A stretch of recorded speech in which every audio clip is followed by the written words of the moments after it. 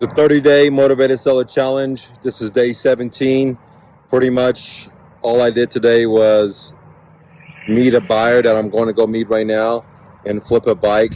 I bought it for 50 bucks and then I'm flipping it for 380. So I'm sorry, 340.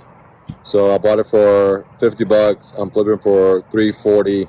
That's pretty good ROI. Let me show you this bike real quick. Yep, this is the bike that I bought from the really rich family. They had the gated community. Super nice, super clean.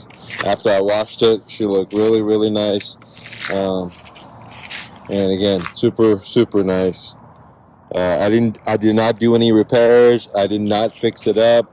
I did not. All I did is take pictures, wash it, copy and paste my description, and that was it, guys. I'm including a helmet and a bag as well.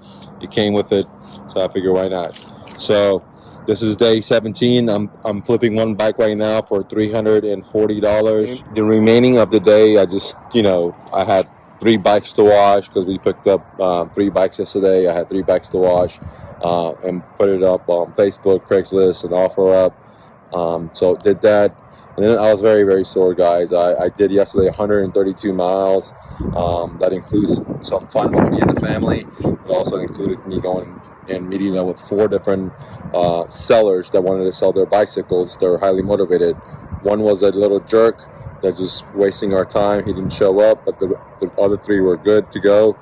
Sometimes this kind of stuff will happen to you in real estate and flipping cars and flipping houses, any kind of business, guys. You just have to like Jay-Z says, dust it off your shoulder and keep moving forward. So anyways, guys, don't take no for an answer. Peace.